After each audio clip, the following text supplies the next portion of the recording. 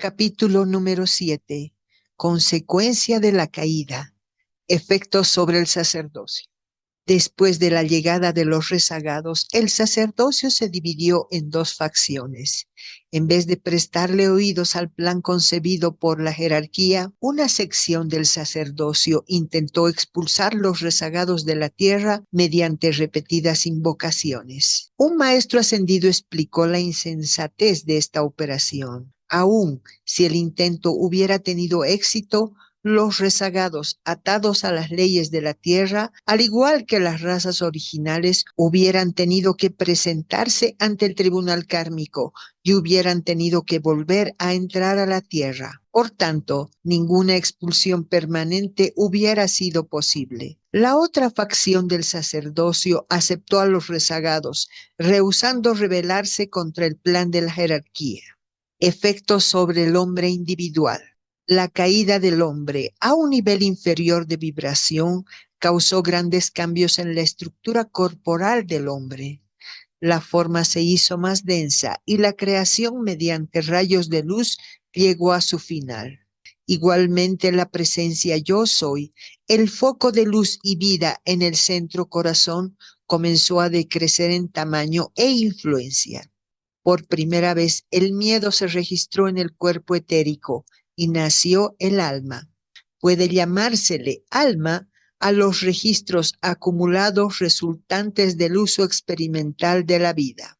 Esta alma, morando en el cuerpo etérico más adelante, influenció a cada personalidad en las encarnaciones sucesivas. El alma tiene que ser redimida mediante energía calificada constructivamente, hasta que no haya ya más dos, el alma y la conciencia divina, sino más bien únicamente Dios. La necesidad de la hora es readquirir esta conciencia divina. Es la segunda venida del Cristo. La densidad cada vez mayor del cuerpo físico causó cambios en la forma corporal del hombre y por primera vez el hombre experimentó la manera actual de nacer. Una vez que el velo asumió su efecto total, opacó por completo la presencia visible de los seres divinos.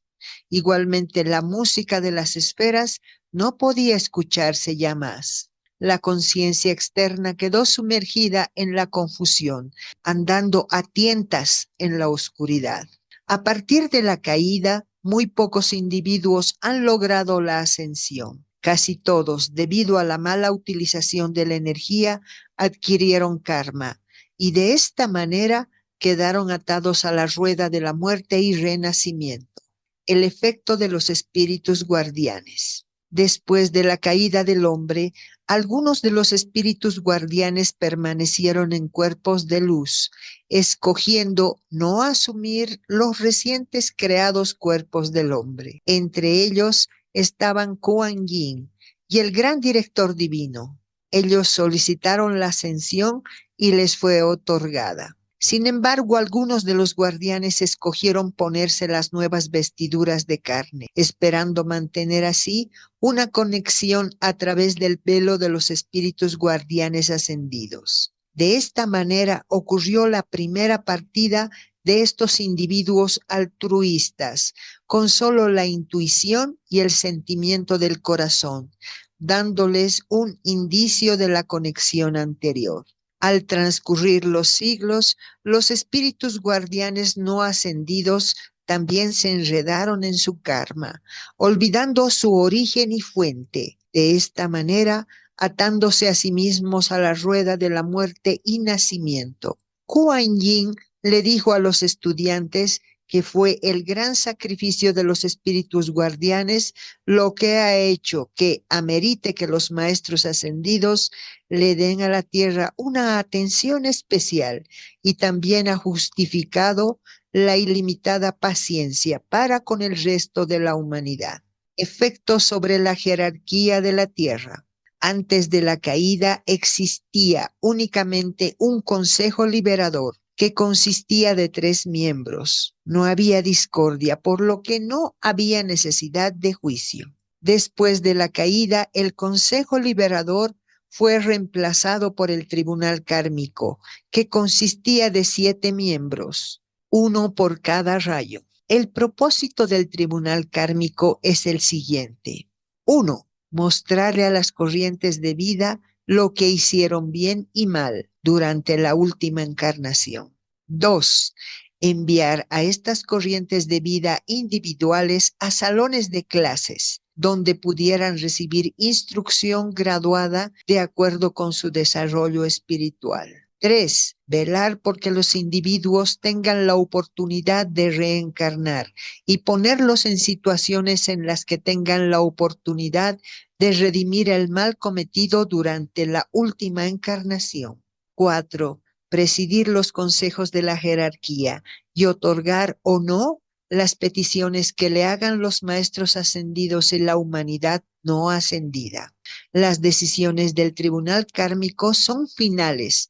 No existe proceso alguno de apelación. Efecto sobre la superficie de la Tierra. Antes de la caída, el pigmento de la superficie de la Tierra tenía color de alabastro. Después de la caída, el pigmento comenzó a cambiar y aparecieron los grises y los marrones. Tomó mucho tiempo antes de que el negro y el rojo aparecieran. Aquí estamos hablando del rojo prendido. No fue sino hasta hace 80,000 años que estos colores se manifestaron. Después de la caída, fue menester ajustar de tiempo en tiempo la fuerza centrípeta que crea la ley de gravedad, la cual mantiene a la superficie de la Tierra y a la gente sobre la Tierra, en proporción a la densidad de los cuerpos físicos de la humanidad. La fuerza centrípeta en movimiento curvilíneo es la fuerza que tiende a tirar de un objeto que rota alrededor de un centro hacia ese centro. Es lo opuesto a la fuerza centrífuga. En algunas instancias, la discordia de la humanidad creó tanta inarmonía que el reino de la naturaleza rehusó seguir haciendo su papel en adornar la tierra con vegetación. Como resultado de esto, aparecieron los primeros páramos y desiertos. Algunos de los actuales conservacionistas de suelos y ambientalistas son personas que, mediante la misericordia del tribunal kármico, han sido colocados en esas posiciones para que puedan restituir por sus pasados errores. La energía mal calificada del hombre produjo cinturones de gas, cámaras subterráneas de presión, las cuales bajo ciertas condiciones resultan en terremotos y actividades volcánicas. Más tarde, los cinturones de gas fueron los responsables por el hundimiento de esa parte de Mu, que estaba ubicada donde ahora está el Océano Pacífico. Vida animal. Durante las primeras 2 edades doradas no había animales como los conocemos en la actualidad, ni tampoco creaciones malignas. Todas las formas elementales eran bellas e individualmente delineaban la perfección de Dios. Los reinos angélicos, débico y elemental habían antecedido a la humanidad a fin de preparar un sitio bello en el cual ésta pudiera desarrollarse. Los elementales estaban destinados a acompañar al hombre a servirle y a hacerle obediente a través de su peregrinaje en la tierra. En una época, el repelente pulpo de la actualidad era un bello y dorado sol en miniatura. Donde hoy hay tentáculos, había entonces rayos de luz iridiscente que se vertían en el elemento agua. La ostra y la almeja de hoy eran entonces bellas formas de hadas. La ostra y la almeja crearon una concha, y el rinoceronte, el búfalo y el elefante, una vez bellos, desarrollaron una piel áspera y gruesa o pelo a modo de protección, como un mecanismo de defensa contra las corrientes maléficas en la atmósfera de la Tierra. Los cuernos, las pezuñas y las escamas caen bajo la misma categoría. La era de los dinosaurios fue el punto más oscuro en la historia de la Tierra. Los mamíferos prehistóricos y los simios fueron creaciones malvadas causadas por el mal uso de la energía del hombre. Los animales tienen centros ganglionares y cuerpos emocionales, no así las plantas. Es la energía de vida lo que palpita en el corazón de los animales, no la llama individualizada de Dios, como es el caso en los seres humanos. Dentro del corazón de estos elementales aprisionados está el patrón que una vez desplegaron y el cual habrán de proyectar una vez más.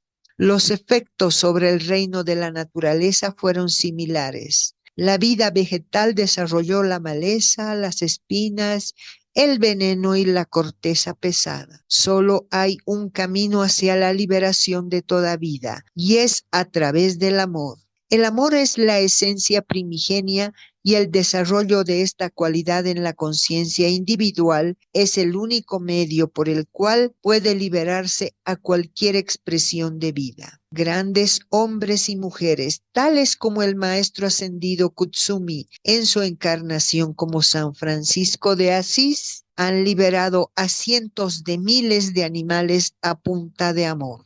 Mediante el amor y la asociación, sus conciencias fueron elevadas al punto en que no tuvieron que regresar más a la forma animal. Algunas corrientes de vida se ofrecen voluntariamente antes de entrar a una encarnación en particular para ayudar al reino elemental. De esta manera pueden transmutar algún actuar incorrecto de una encarnación anterior.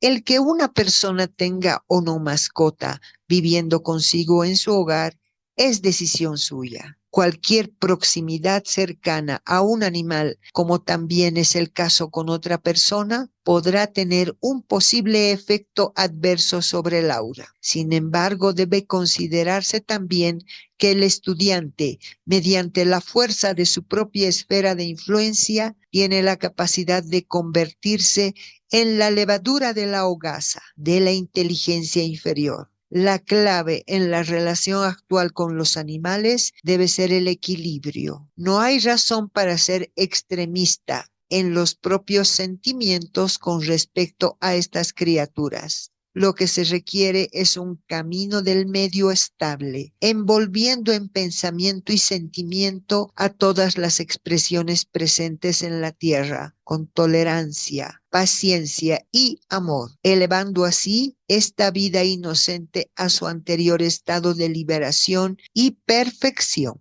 El primer Salvador mundial. Durante las primeras dos edades doradas había perfección absoluta.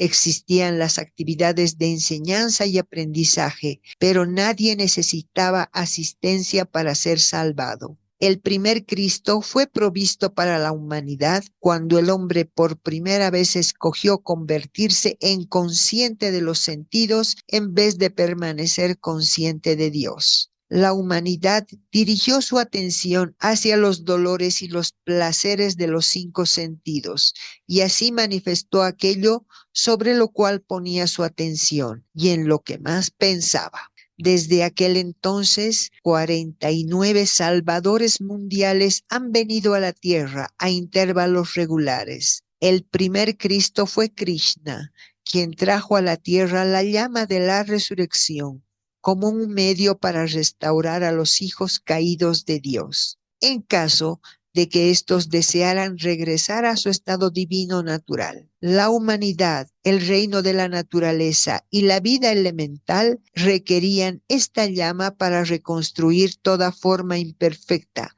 creada por pensamientos y sentimientos imperfectos. La llama de la resurrección contiene el poder resucitador, sin el cual el hombre no puede entrar a su estado crístico. Krishna vino desde el sol central. En aquel entonces no fue posible atraer a las corrientes de vida de la tierra, porque todavía eran niños en cuanto a su desarrollo espiritual y porque casi todos ya habían comido de la fruta prohibida. Del pequeño grupo que había mantenido una conciencia pura, más tarde se desarrollaron otros Cristos, como lo fueron Gautama Buda y Jesús. hubo varios Krishnas. El primer Krishna le enseñó a sus discípulos que el servicio es la ley de la vida. Explicó que un individuo debería aceptar la responsabilidad de dar un balance al universo por el privilegio de atraer el aliento, de utilizar la vida